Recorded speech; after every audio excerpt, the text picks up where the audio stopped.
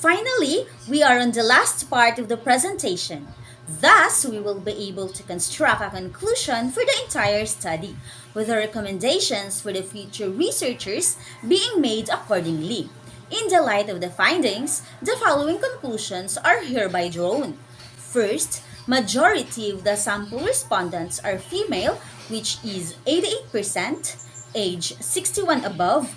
Perhaps they were on their retirement age and may be focused on having their own rental business, with a monthly income of 6,000 to 10,000 pesos. Most of the respondents' number of tenants, since the university does not allow students as of the moment, are 16 tenants and above. Most of them were criminology students during the time of the survey, and others were working individuals.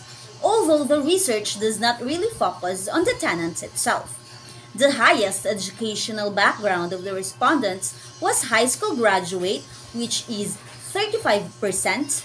Most of the respondents' position were the owner of their own rental business with a percentage of 80%. And lastly, the respondents owned or operate the business for 21 years and above. In management and services, the highest boarding house prices are 500 to 1,000 pesos. 95% of the respondents' payment term system are monthly. There were others who accept payments on a daily basis, such as those who offers bed spacers, where the nearest boarding houses are located 100 meters below from the state university.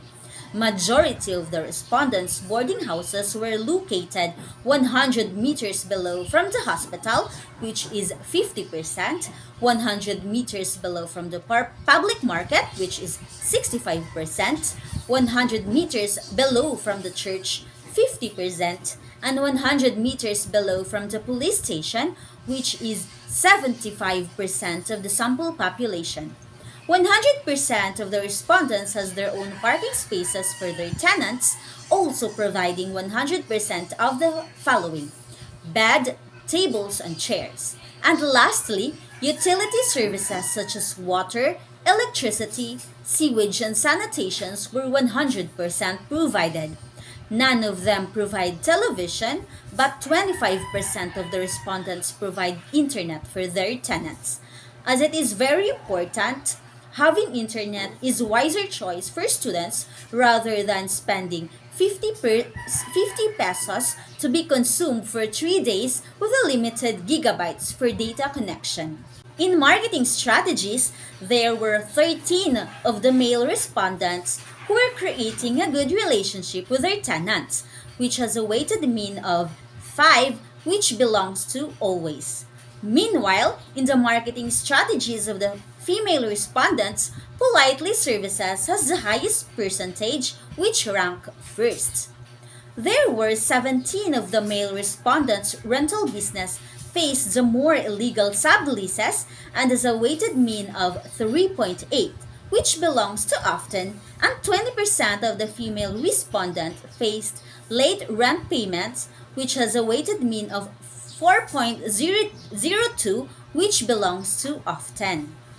Based on the findings of the study, the researchers agreed on a number of recommendations. First, boarding house owners should always be optimistic, honest, self-disciplined, and hardworking, especially during this pandemic, where there were very few boarders. The owners should not lose hope as everything are slowly back to normal, hoping and praying that all this will come to an end.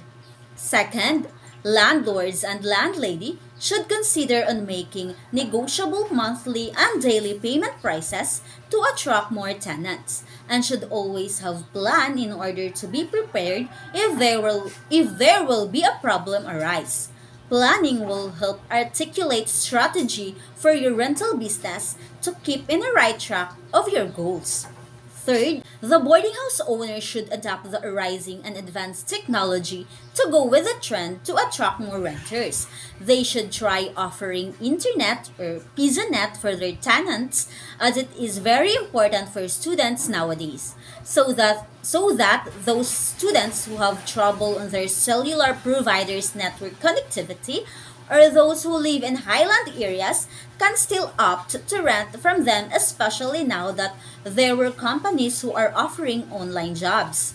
Fourth, as we bring our topic to a close, for future researchers, the researchers recommend for further studies about coping strategies of boarding house owners in a nearby state university in a blended learning modality and to have a matched type of sample population in order to be analyzed and significant differences on the responses between their profile. This is Group 7's Business Research pre-recorded video presentation entitled Coping Strategies of Boarding Houses Owners in a Nearby State University in a Blended Learning Modality. Thank you and have a great day.